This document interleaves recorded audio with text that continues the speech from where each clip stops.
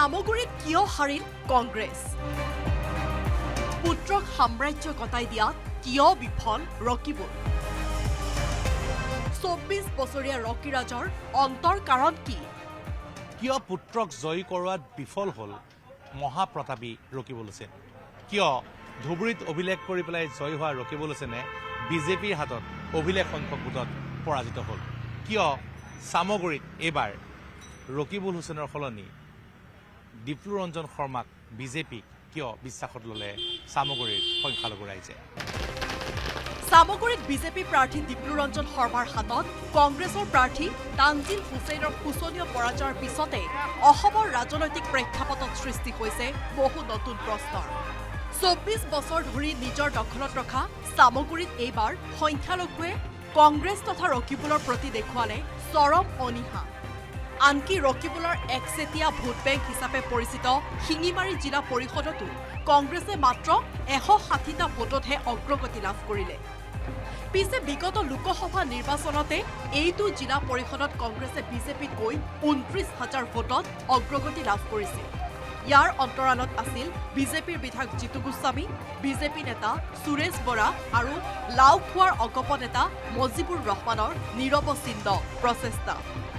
যাৰ ফলত শিঙিমাৰীতে কংগ্ৰেছক বেকফুটলৈ ঠেলি নিজৰ বিজয় নিশ্চিত কৰিছিল বিজেপিৰ প্ৰাৰ্থী ডিপ্লু ৰঞ্জন শৰ্মাই অহংকাৰীৰ পতন হৈছে সামগুৰিয়ে বিচাৰিছিলে সেইটো আমি পাইছোঁ আজি ফল পাইছোঁ আমাৰ নেতাসকলৰ নেতৃত্বত আমি নিৰ্বাচন খেলিছিলোঁ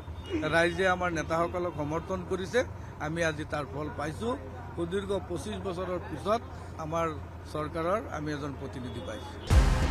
সামগুৰিত এইবাৰ কংগ্ৰেছৰ পৰাজয়ৰ আন এটা কাৰণ হৈছে ৰকিবুল হুছেইনৰ মইবৰ স্বভাৱ শিঙিমাৰীত কংগ্ৰেছৰ পতনত মূল ভূমিকা লোৱা অগপ নেতা মজিবুৰ ৰহমান ২০২১ চনলৈকে আছিল ৰকিবুল হুছেইনৰ একান্ত ঘনিষ্ঠ পিছে ৰকিবুলৰ দুৰ্ব্যৱহাৰৰ বাবেই কংগ্ৰেছ এৰি অগপত যোগ দিছিল মজিবুৰে একেদৰে কংগ্ৰেছ ত্যাগ কৰি অগপৰ হৈ হাত শক্তিশালী কৰিছিল সামগুৰিৰ যুৱ কংগ্ৰেছৰ নেতা আবু বক্কৰ ছিদ্দিকেও আমাৰ শিঙিমাৰী জিলা পৰিষদটো প্ৰায় ২৯,০০০ ভোট আগতে লিড হয় এইবাৰ আমি 50-50 হৈছোঁ এইটো গোটেই অসমৰ মুছলমান মানুহৰ কাৰণে এটা ভাল মেছেজ আমি অসমৰ সংখ্যালঘু মানুহক কৈছোঁ যে বিজেপি এজিপিয়ে যদি কয় বোলে সাম্প্ৰদায়িক দল কিন্তু আমি ইয়াৰ ভিতৰত সোমাই দেখিছোঁ সাম্প্ৰদায়িক দল নহয়